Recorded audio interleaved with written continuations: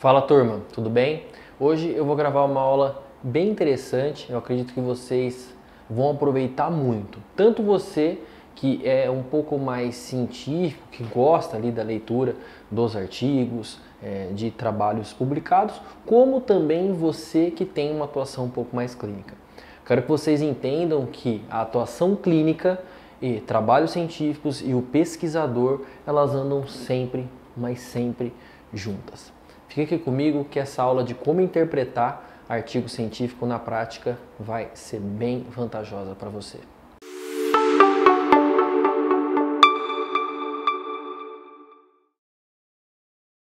Vamos lá, pessoal. Então a aula de hoje, como interpretar um artigo científico na prática. O que eu quero que vocês entendam? Prática baseada em evidência e artigo científico são coisas distintas. Nem todo artigo científico que você busca no PubMed, ele vai ter uma boa referência, ele vai ter uma boa metodologia, ele vai responder para você uma boa pergunta. Então hoje nós temos imensas publicações, uma quantidade exagerada de publicações que acaba confundindo um pouco tanto os leitores como os pesquisadores, até mesmo os clínicos. O que eu quero mostrar para vocês que independente da literatura, vocês devem praticar sempre práticas baseadas em evidência. Quando a gente fala da harmonização orofacial, a gente pode, aliás, não pensando em harmonização orofacial, trocar a palavra prática baseada em evidência por biologia baseada em evidência, medicina baseada em evidência, fisioterapia baseada em evidência, odontologia baseada em evidência. Isso te dá um embasamento, te dá uma segurança, um respaldo para o seu paciente que aquilo, a sua decisão clínica, com certeza absoluta vai favorecê-lo sem expor esse paciente a um risco. E a gente pode trocar todas essas palavrinhas por HOF baseada em evidência. Então, antes de explicar para vocês o que é a harmonização orofacial baseada em evidência, eu vou mostrar para vocês o que não é uma HOF baseada em evidência. Então acompanhe comigo. HOF baseada em evidência não é você ler artigo científico. Então você simplesmente escolher qualquer artigo e fazer leitura e não empregar aquela boa evidência no seu paciente, não é uma HOF baseada em evidência. HOF baseada em evidência não é como você vai fazer uma pesquisa, ou se você faz uma pesquisa. Não é ter apenas uma ampla experiência clínica e não é também você apenas postar no seu Instagram antes e depois de sucesso. Então entender essas diferenças é fundamental, porque muitas vezes eu vejo, leio artigo científico, faço o meu procedimento baseado em evidência. Poxa, tenho ali, sei fazer pesquisa, faço baseado em evidência. Poxa, terceiro tópico, eu tenho ali uma larga experiência, então faço uma HOF baseada em evidência. Ah, poxa, eu posto belos casos, eu faço uma HOF baseada em evidência. Não é assim que funciona. Então, parta do princípio que você exercer um procedimento, seja ele qual for, baseado em boas evidências, é extremamente importante para você tomar uma boa decisão clínica. E uma decisão clínica principalmente consciente. Sempre na balança em relação à eficiência e segurança, principalmente para tratamentos estéticos, a eficiência tem que estar sempre em primeiro lugar na sua tomada. Aliás, a segurança sempre em primeiro lugar na sua tomada de decisão. Então, quando a gente pensa na HOF, ou na odontologia, ou na biomedicina, ou na farmácia, baseada em evidência, pensa nesses três pilares: preferências do paciente, conhecimento do profissional e pesquisa clínica de alta qualidade. E se faça essas perguntas. O paciente concorda e sabe dos riscos daquele procedimento que você está propondo para ele? A primeira pergunta você tem que pensar.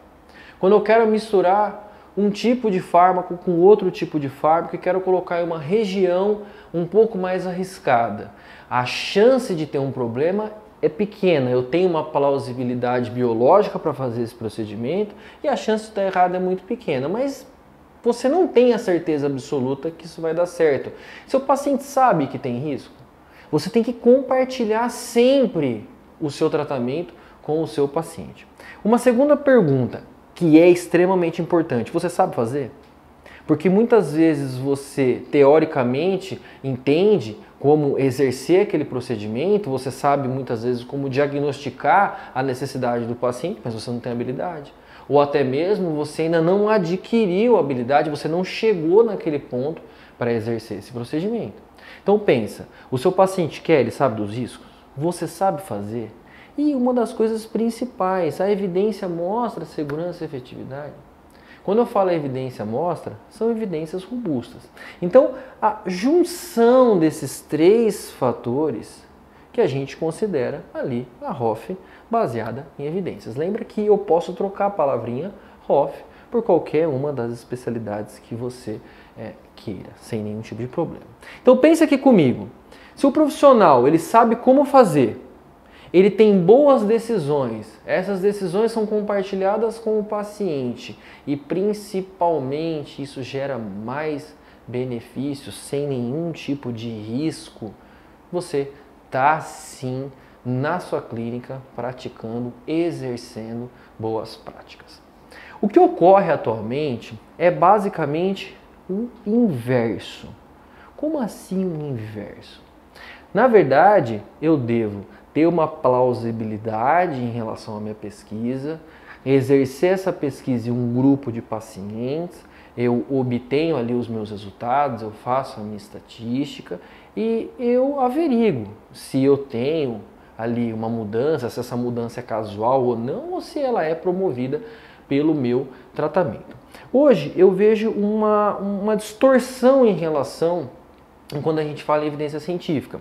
Eu vejo que muitas vezes os profissionais, eles possuem uma ideia clara, que nem sempre tem uma plausibilidade biológica, que realmente muitas vezes já foi até testado, ideias antigas, e eles fazem uma busca direcionada. Eu gosto dessa imagem, uma agulha no palheiro, uma busca direcionada. Dentro daquele monte de evidência, eles buscam aquela evidência que dá suporte para aquela ideia que ele teve, que muitas vezes não tem uma plausibilidade biológica aceitável. E aí sim ele encontra aquele artigo que vai sustentar aquela ideia. Então você tem uma inversão de fatores. Você não tem inicialmente uma busca, uma pesquisa, uma robustez em relação a resultados, uma larga base para aí sim chancelar aquele tipo de tratamento para você realizar sempre baseado em evidência. O oposto, você encontra um tipo só de evidência para justificar aquilo que você está fazendo. Então a função da ciência, na verdade, é combater basicamente esses pensamentos do nosso cérebro. A gente tem aquela ideia e a gente cria as relações de causalidade. A gente pensa, poxa, está chovendo. Quando está chovendo, eu tenho uma maior chance de pegar gripe. É uma causalidade. Eu me molho, eu pego gripe. Se fosse assim, você não podia tomar banho. Pensa, são coisas diferentes. Então, sempre essa relação de causalidade, ela vai existir na nossa cabeça e a ciência vem para a gente mudar isso. Esse viés de confirmação que a gente sempre busca, a gente tem que sempre tomar cuidado, porque a gente quer buscar ali sempre as nossas crenças, a gente quer acreditar naquilo, quer mostrar que aquilo que a gente acredita realmente funciona, e não é bem assim. A função da ciência realmente é essa, é combater esse viés de confirmação, combater as nossas crenças. Eu vou trazer essa nossa discussão um pouco para a clínica. Pensa comigo. Vocês com certeza já ouviram essa frase, uma das frases que eu sempre escuto. Meus pacientes melhoram, independente do que a evidência diz. Os seus pacientes melhoram muitas vezes porque você é o avaliador. Ah, mas o meu paciente também se autoavalia. O seu paciente se autoavalia muitas vezes para você mesmo. Não estou dizendo que o que você faz não tem resultado, não é isso. Mas você não pode simplesmente pegar um resultado, ou dois, ou três, que você escolhe a dedo, sem um critério aleatório de inclusão desses pacientes, e dizer que aquilo que você faz, independente da evidência, dá certo. Esse é o principal erro que faz com que você não faça uma prática baseada em evidência. Vamos dar um exemplo mais real. A comissura labial dos meus pacientes melhora com a aplicação de toxina botulínica. Simples. Então eu faço a aplicação nessa região e eu melhoro a comissura. E sempre tem aquela briga entre clínicos e pesquisadores. Os pesquisadores dizem que não melhora. Mas o clínico diz que melhora. Mas melhora, não melhora. Pensam que essa briga não pode existir. Porque, na verdade, aquele pesquisador, ele é clínico. Quando a gente pensa ali no topo da pirâmide de evidência, eu vou falar com vocês um pouco mais sobre pirâmide de evidência, mas quem está ali em cima, que são os estudos clínicos aleatorizados, eles são feitos por pesquisadores que atendem paciente. Em um ambiente real, ao mesmo ambiente que você atende. E essa função clínica pode ajudar demais a sua atuação no seu consultório. Então vamos voltar para o nosso exemplo.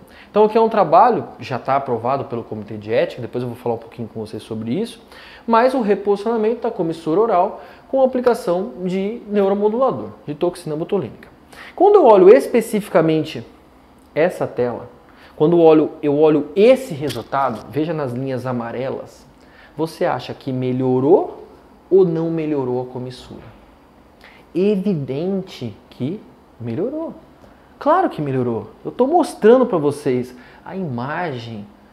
Eu não gosto muito dessa frase, mas imagens valem mais do que palavras. Na verdade não é bem assim, vocês vão entender. Mas essa imagem, ela está mostrando para vocês que eu tenho sim uma melhora da comissura labial após a aplicação de toxina botulínica no músculo depressor do ângulo oral. Bem, eu posso pegar esse caso isolado, esse único caso específico, e enviar para uma revista. Pode ser uma revista predatória. O que é uma revista predatória? É uma revista que publica rapidamente o seu artigo sem uma inspeção, sem uma averiguação muito criteriosa sobre referência, sobre o que está escrito ali, se realmente é verdade ou não. Hoje, diversas revistas, inclusive revistas boas, cobram também taxa de publicação, mas as revistas predatórias são revistas que não são indexadas, não possuem fator de impacto, não possuem qualis, são revistas basicamente que estão em busca apenas do seu dinheiro. Elas publicam um artigo em um dia. Então eu poderia simplesmente enviar esse caso para uma revista predatória.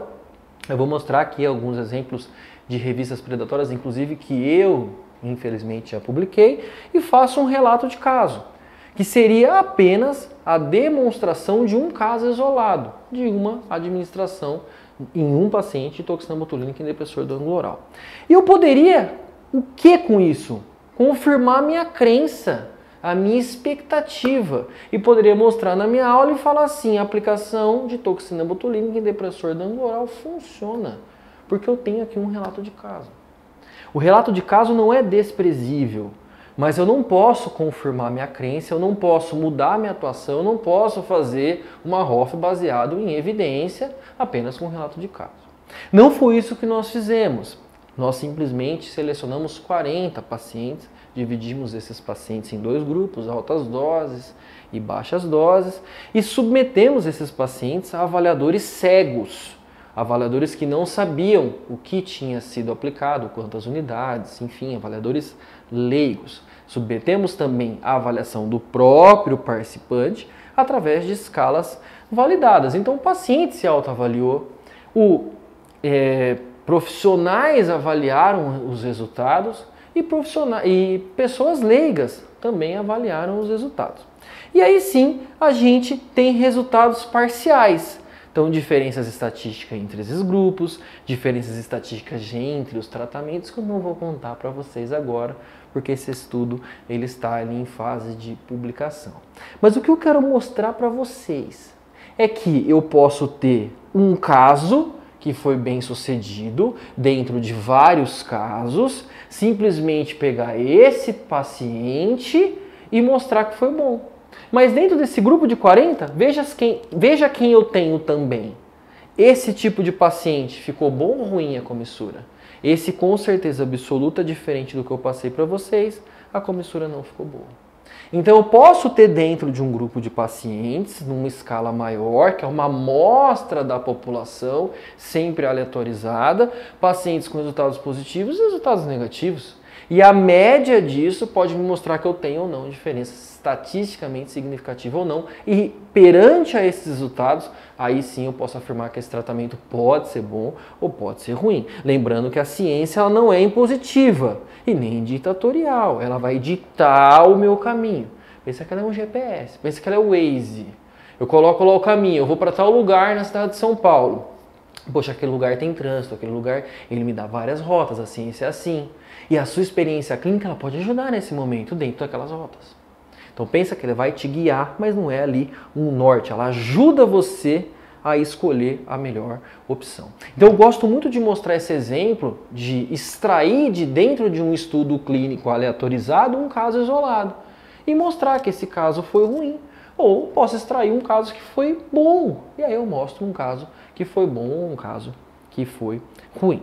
Então, seguindo, eu tenho vários problemas para interpretar, para entender um artigo científico.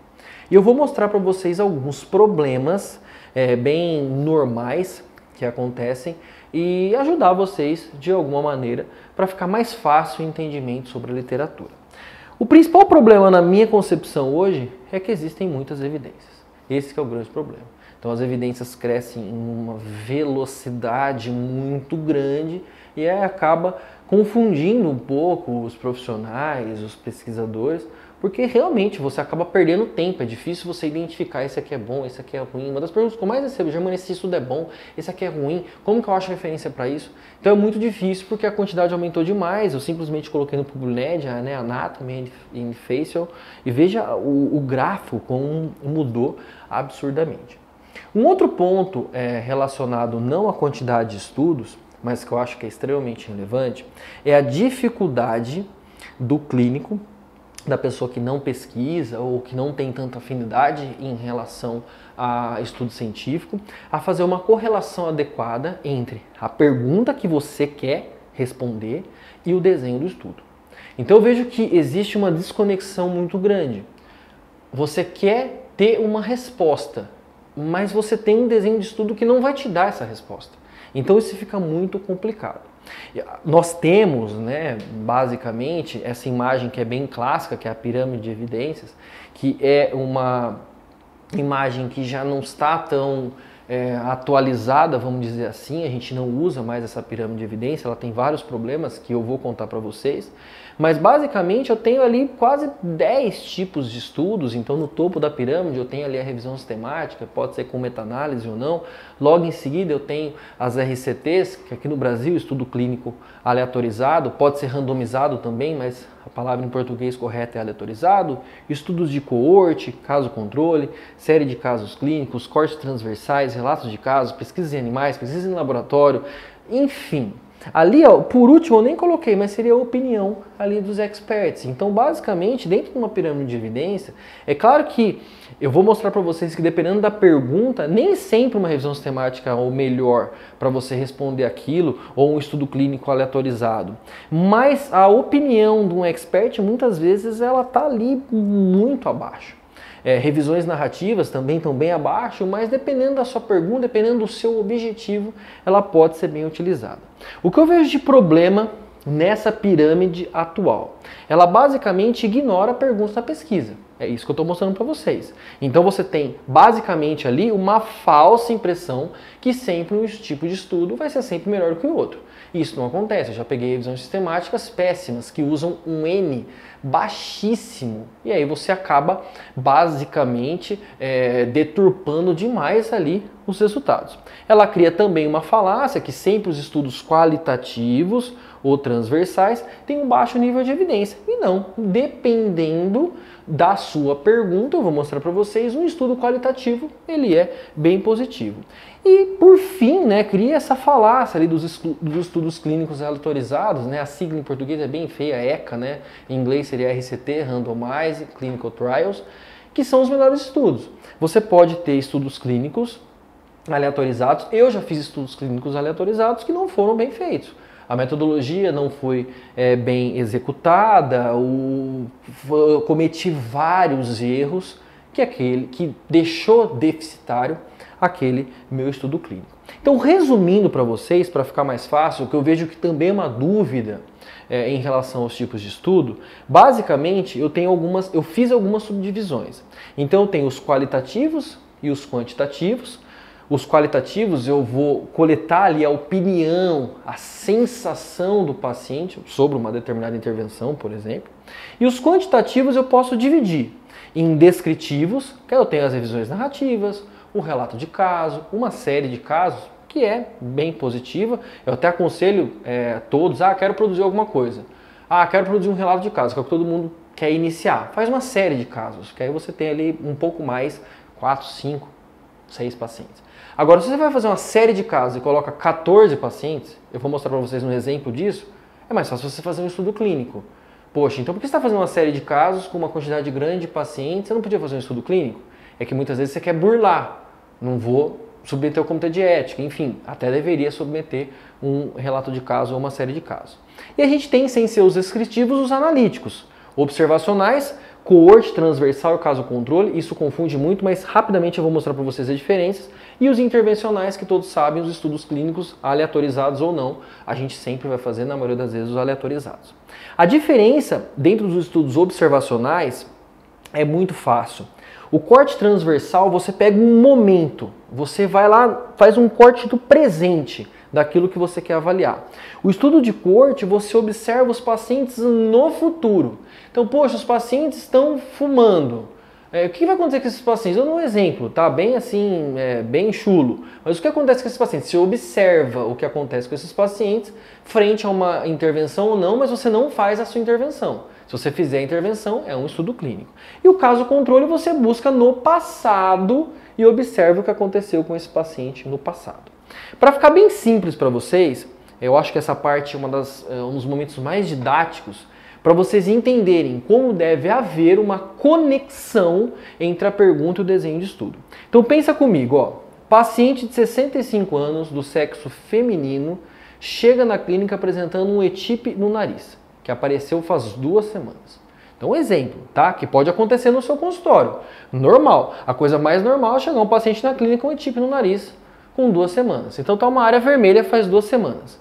O paciente passou por outro profissional, faz 5 meses e foi realizado o preenchimento no nariz, utilizando 2 seringas de ácido hialurônico da marca X, independe da marca.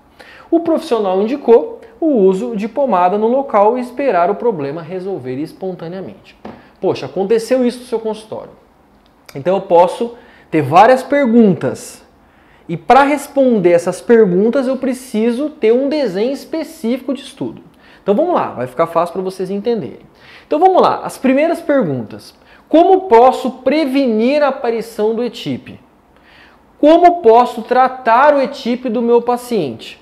Como posso acelerar a melhora do tratamento do ETIP? São todas perguntas que, para eu responder, eu preciso de uma intervenção. Como eu posso prevenir a aparição do ETIP? Então eu pego os pacientes, eu pego um grupo de pacientes e nesse grupo de pacientes eu utilizo uma quantidade menor de ácido hialurônico e avalio esses pacientes na medida do tempo. Apareceu ETIP? Não, eu fiz o quê? Um estudo clínico aleatorizado. Dividiu para os pacientes. Como eu posso tratar o ETIP do meu paciente? Pego um grupo de pacientes que está com ETIP, é difícil, porque você tem que reunir um grupo que está com ETIP.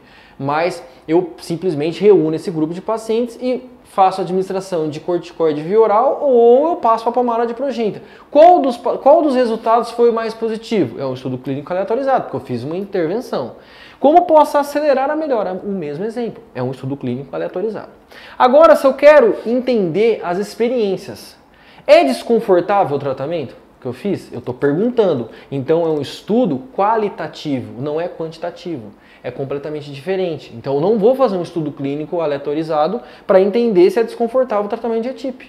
Olha a diferença. O problema afeta as relações interpessoais do paciente? É um estudo observacional, qualitativo. Aliás, não observacional, qualitativo. Vou perguntar para o paciente.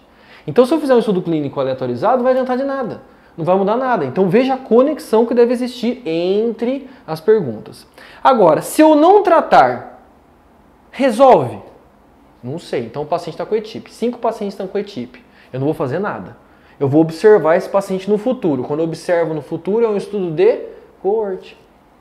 Pronto, é diferente. Eu não vou precisar fazer um estudo clínico aleatorizado para isso. É um estudo de prognóstico. Agora, um de diagnóstico, eu posso fazer um caso controle. Posso observar no passado. Como reconhece ETIP? Poxa, pega um grupo de pacientes que teve aqueles sintomas e eu entendo o caso controle ou um corte transversal. Ou até nesse ponto eu posso fazer até um estudo clínico. Tá bom? Agora, posso fazer da mesma maneira de entender se resolve espontaneamente ou não, posso entender, puxa, fumar ou beber pode causar ETIP? Poxa, eu faço o quê? Um coorte. Esse grupo de pacientes fez preenchimento no nariz, não fiz a intervenção. Eu peguei um grupo de pacientes de determinada clínica que fez preenchimento nasal. Esse grupo eu vou acompanhar. Um grupo bebe, o outro grupo não bebe. Será que o grupo que bebe tem mais chance de ter etípe ou não? Isso é um estudo de coorte. Então veja que é super importante você entender, ter uma conexão entre a sua pergunta e o tipo de estudo. Então nem sempre um estudo clínico aleatorizado vai ser a melhor opção. Vamos lá, para outra parte extremamente importante e fundamental. Como você vai fazer uma avaliação criteriosa desses estudos que eu acabei de mostrar para vocês? Eu poderia até começar a aula por aqui, mas eu vejo que é de suma importância você entender a prática baseada em evidência, o que é uma prática baseada em evidência, como eu posso, de alguma maneira, isoladamente, com um caso específico, ter ali a confirmação da minha crença, que não é uma ROF baseada em evidência. Entender os tipos de artigos existentes, aliás, os tipos de pesquisa que eu posso fazer, para aí sim você entender criteriosamente como você escolhe um coorte bom, um coorte ruim, estudo clínico bom, estudo clínico não tão bom. Antes disso, porque agora eu vou talvez falar mal de algumas produções, mas isso é completamente profissional, sempre pense, para publicar, pessoal, dá um trabalho danado, gasta um dinheiro danado e você basicamente não tem retorno nenhum. É claro que você tem um retorno profissional, mas eu estou dizendo retorno financeiro zero. Então quando a gente pensa em publicar alguma coisa, primeiro você tem uma ideia. Como eu já disse para vocês, essa ideia tem que ter uma plausibilidade biológica.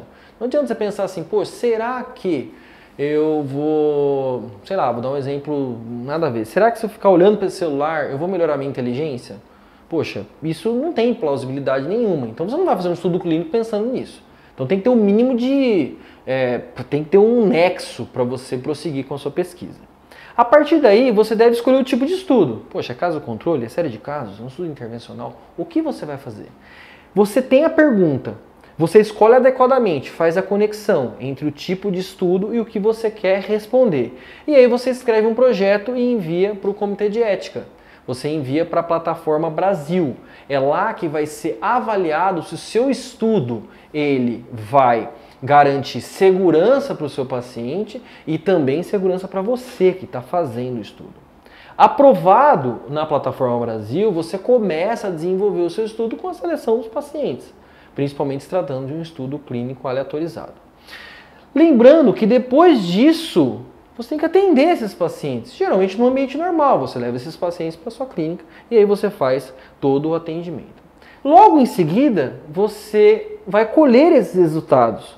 E aí, colhendo esse resultado, você tem que fazer uma análise estatística para entender se realmente teve diferença, se não teve diferença. E por fim, você vai escrever esse artigo. E lá no final, você manda para alguma revista. Então veja que não é tão rápido assim. E geralmente, é sempre negado. E aí você manda para uma outra revista, você corrige, manda para outra revista, e assim vai indo. Algumas dicas, basicamente 5 dicas, para você interpretar bem um artigo científico. Primeira dica, profundidade na leitura. Sempre. O que eu quero dizer com isso? Nunca leia apenas o resumo. Essa é a principal cilada que você pode cometer. Nunca leia apenas o resumo.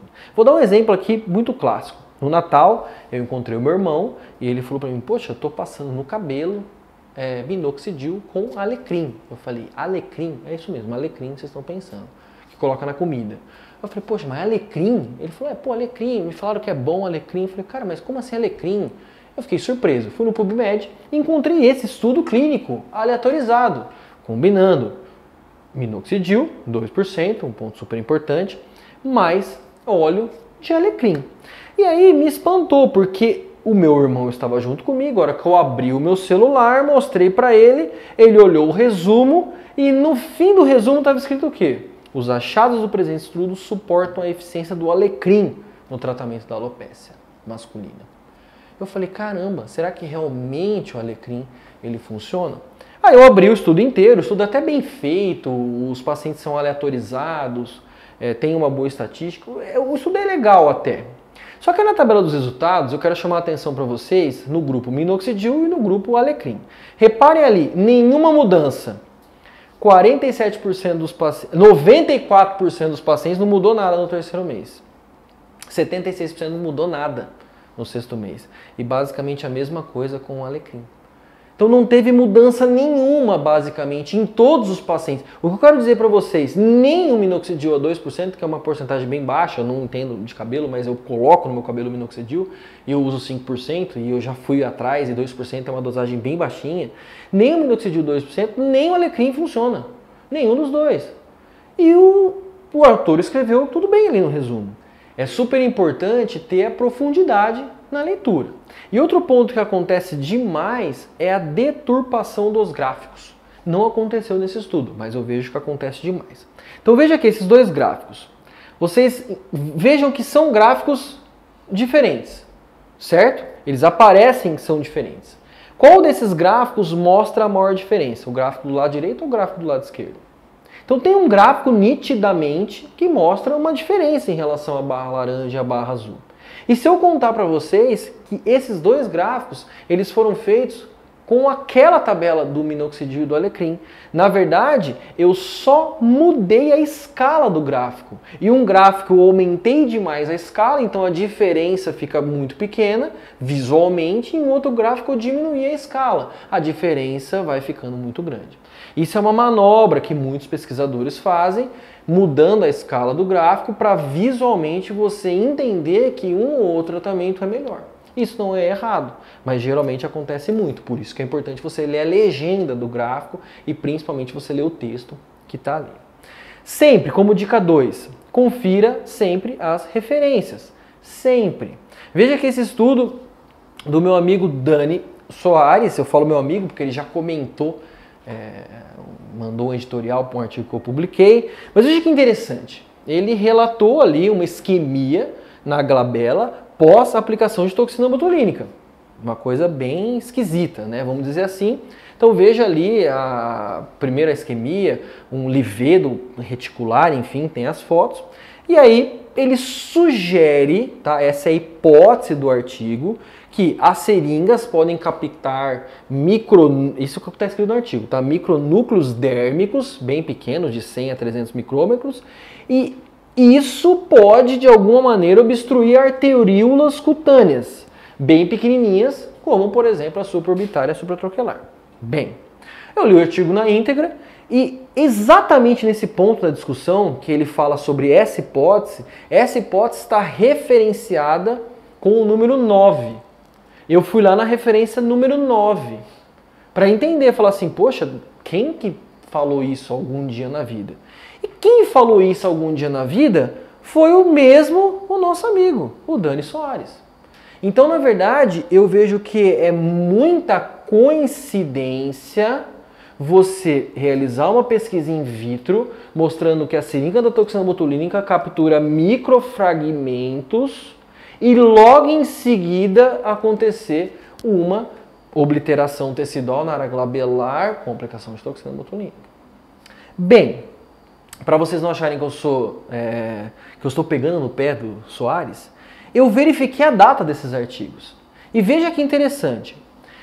A publicação da isquemia na glabela, que tem como referência o título número 9, que também é um artigo do Dani Soares, é de outubro de 2022.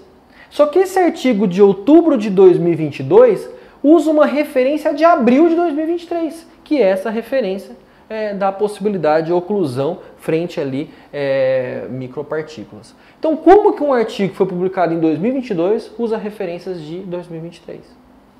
Isso é muito complexo, tá? Então, basicamente, essa revista não é uma revista predatória, mas isso não tem... É um artigo que, na minha opinião, é completamente desqualificado quando você tem esses erros crassos ali na publicação.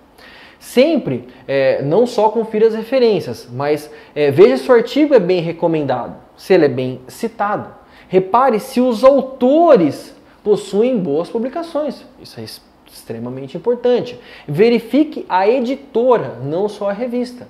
Poxa, é uma boa editora, é Elsevier, Wiley, são boas editoras. Poxa, é uma boa editora? Geralmente são bons artigos. Pensem sempre, tem uma questão de pesquisa clara?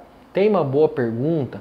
Tem nexo o que está sendo pesquisado? Veja o fator de impacto da revista, que é o cálculo ali entre o número de publicações e o número de citações. Geralmente, se esse número for alto, a revista é boa.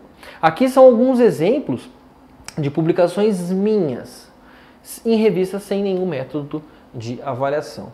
Não é bom, não é ruim, pode ser bom para o seu consultório, bom para dar visibilidade no Instagram, mas é entender que algumas revistas é só você pagar, só você ter amigos, por exemplo, que você vai estar sempre publicado.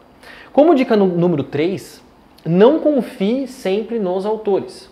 Tá? Por quê? Veja aqui um exemplo muito claro, acho que vocês conhecem essa primeira linha aí de autores, né? A segunda também, então o artigo que eu publiquei, junto com o Vitor, junto com a Vivi, junto com a Carbone, junto com o Giancarlo, e é um artigo bem legal, uma revisão narrativa, eu gosto muito desse artigo, na época eu fiz com bastante, desempenhei muito esforço, amor e carinho para publicar, só que na verdade no fim a gente não declarou nenhum conflito de interesse, por mais que na época a Galderman não ajudou, a gente já era speaker da empresa, então a gente deveria declarar um conflito de interesse.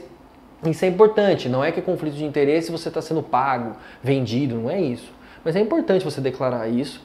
Se os resultados são bem favoráveis a um produto XYZ daquela empresa, infelizmente a gente tem que ficar um pouco, a gente tem que ter um pé atrás. Eu penso assim, eu publico muito, a maioria das minhas publicações, aliás, tenho muitos artigos em andamento, todos eu não tenho nenhum tipo de incentivo, mas todos eu tenho que declarar o conflito de interesse. Como dica número 4, evite preconceitos com determinados estudos. Evidente que um relato de caso, ele vai ter vantagens, vai ter várias limitações, mas às vezes você tem bons relatos de caso. Eu vejo que principalmente no campo, quando a gente fala de Hoff, de intercorrência, esse é um relato que eu publiquei, o primeiro artigo que eu publiquei na vida, é um relato de caso sobre um evento isquêmico obstrutivo no nariz. Um relato de caso para intercorrência eu acho bem interessante, tá bom? Então não tem ali sempre esse preconceito, eu leio de tudo, tem bons relatos de caso, como existem péssimas revisões sistemáticas. Aqui são dois exemplos, uma revisão narrativa, que muitos usam, que é o do De La Guardia, e um estudo in vitro também, que é extremamente usado, que é do Steve Fegg. Eles estão ali basicamente na base da pirâmide de evidência.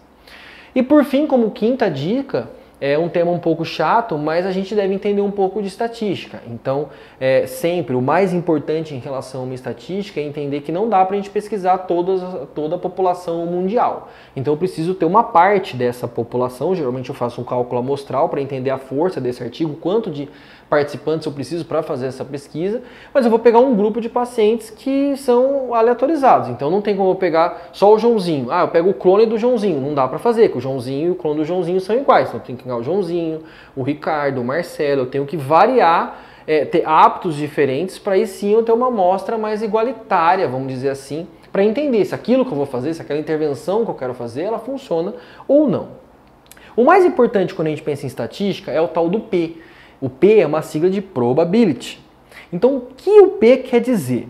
Sempre pense o seguinte, se o P for maior do que 5%, a chance daquele tratamento que você está fazendo, ele ter diferença nos seus pacientes, se essa diferença não ser por responsabilidade da intervenção, é muito grande. Pode ser uma mudança casual, não pelo aquilo que você fez. Agora, se a probabilidade for menor do que 5%, é muito possível que a probabilidade daquilo que você está fazendo de intervenção realmente gere mudança no seu paciente, seja bem positivo. Então, P maior do que 5% não teve diferença entre os grupos. P menor do que 5% teve diferença entre os grupos. Alguns estudos usam, inclusive, P menor do que 1%. Isso quer dizer que teve grande diferença entre os grupos. Eu vou dar um exemplo para vocês, para ficar um pouco mais claro.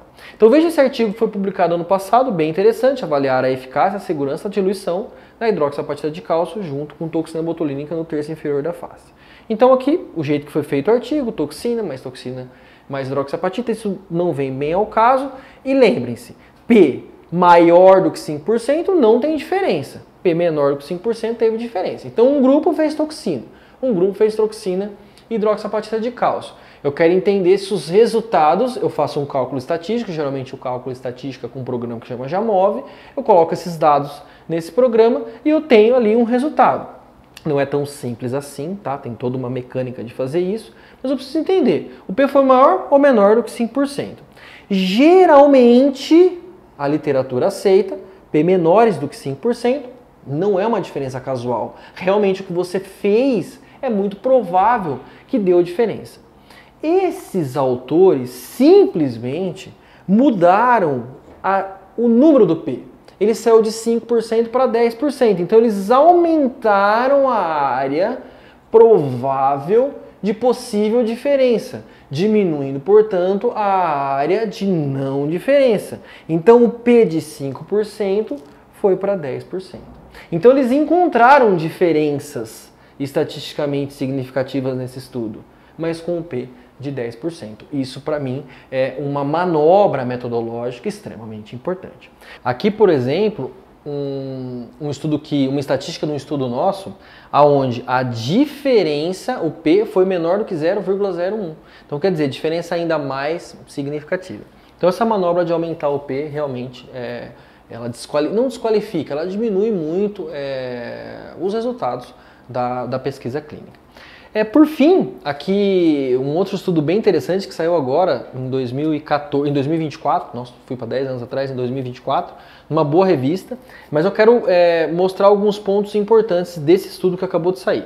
É uma série de casos, prospectiva não controlada. Não precisava colocar, pessoal, série de casos, prospectiva não controlada. É série de casos, é série de casos. Eu acredito que geralmente essas palavras o autor coloca para você simplesmente, isso está no início do material e método, para valorizar um pouco o artigo. Ano 2024, 14 participantes. Aqui um ponto importante demais. Se você tem um N de 14, faz um estudo clínico, tá? Ou faz 20 e faz um estudo clínico. Porque série de casos com 14, na minha opinião, quando eu começo a ler um estudo desse, eu já penso, poxa, não quis ter comitê de ética, não quis ter o trabalho de ter ali mais um passo em relação à sua pesquisa. Mas vamos focar no trabalho. O que foi feito? Um grupo de pacientes, 14 pacientes, foi submetido a uma combinação de hidroxapatita de cálcio mais mesclas. Então ele pegou 14 pacientes, que foram na clínica privada dele, e ele dimensiona esse paciente, hidroxapatita de cálcio e mescla. Bom, como resultado, o que ele teve? Isso eu transcrevi do artigo. O estudo revelou que uma única aplicação de mesclas de hidroxapatita melhorou a estética facial e a qualidade de pele dos pacientes com envelhecimento moderado e grave, com efeitos colaterais mínimos e temporários. Poxa, ele está justificando que a associação, num procedimento que é um pouco mais padrão ouro, que seria hidroxapatita de cálcio, mais uma mescla, que os produtos utilizados foram o Radiesse mais o NCTF, que quando você junta os dois, os pacientes têm melhora. Poxa, beleza. Tá, então vamos lá. Vamos pensar fora da caixa. Por que não foi feito um estudo clínico aleatorizado? E outro ponto, como ele comparou se não tem grupo controle? Então ele está comparando com os próprios pacientes. Então era óbvio que ia melhorar. Se ele está usando um produto que melhora, um outro produto que também, teoricamente, vai ter uma leve melhora. Não vou discutir o potencial dessas melhoras. Mas, poxa, é claro que melhora. Agora, tem um pouco de plausibilidade biológica? Isso tem. Mas para esse estudo, para você realmente comprovar que essa associação ela é benéfica e para você colocar isso em prática e substituir o padrão ouro, que seria as aplicações isoladas, você tem que ter um grupo hidroxapatita de cálcio, um grupo mescla e um grupo conjugado. E um grupo sem fazer nada, placebo, que seria melhor ainda. Você tem 4 grupos, aí sim você vê qual que é o melhor. Senão não tem como você fazer uma avaliação e entender se você tem melhoras ou não. Tá? Então a série de casos, volto lá para o início, não é o estudo ideal para responder essa pergunta, se você tem uma melhora em relação a essa associação. Para ficar mais fácil, eu vou fazer uma comparação, uma analogia, bem esdrúxula, mas para você entender realmente o que eu quero dizer como foi feito essa metodologia desse estudo. Pensa comigo, se você parar de comer e fizer exercício, você vai perder peso. Isso é meio óbvio, né, pessoal? Eu diminuo minha comida e faço exercício, restrição alimentar e perda de peso. Fazendo isso, Aliás, restrição alimentar e atividade física. Fazendo isso, você vai acontecer o quê? Vai perder peso. Então pensa que injetando hidroxapatita de cálcio mais mescla vai melhorar a qualidade de pele. Tá? Pensa comigo, isso. Mas agora eu quero fazer um estudo clínico. Eu quero pegar 14 pessoas. E essas 14 pessoas vão comer menos, uma dieta restritiva, e vão fazer exercício físico. Só que eu tenho uma crença que se a hora que essa pessoa acordar, ela dá 3 pulos de manhã antes de levantar da cama, então ela levantou da cama e dá 3 pulinhos, que esses pulinhos vão acelerar o emagrecimento dessa pessoa. É a minha crença. E aí simplesmente eu submeto essas pessoas a comer menos, a fazer exercício físico e dar os 3 pulinhos na hora que ela acorda. E aí eu tenho o que de resultado? Que os pacientes perderam peso. E eu posso escrever que a associação foi bem-vinda e eles perderam peso. É basicamente a mesma coisa. Então pensem fora da caixa. Então você, para fazer esse estudo, você tem que ter o grupo que come menos. Você tem que ter o grupo que faz exercício. Você tem que ter o grupo que come menos e faz exercício. E tem que ter o grupo que come menos, que faz exercício, que dá o pulinho. Ou que só dá o pulinho, sei lá. Aí sim você estabelece uma comparação realmente que você pode transcender isso para as atuações clínicas. Essa aula é um pouco mais pesada em relação ao estudo científico. Eu gosto, mas tem muita gente que não gosta, enfim. Mas eu acredito que o que eu quis foi deixá-la um pouco mais prática para facilitar aí a sua vida no momento que você for realizar algumas pesquisas. Volte, recorra sempre a ela, principalmente naquela parte de estudos, de perguntas relacionadas ao tipo de estudo. Eu acho que isso vai melhorar muito aí para você ter uma procura mais rápida, mais fácil e ajudar principalmente na sua atuação clínica. Fica aqui no Play, assista várias aulas, reassista. Eu sempre dou um conselho para vocês. Assistam as aulas na ordem. Não vai lá assistindo fora da ordem. Na ordem você vai ter um aprendizado um pouco melhor. Beleza? Super obrigado.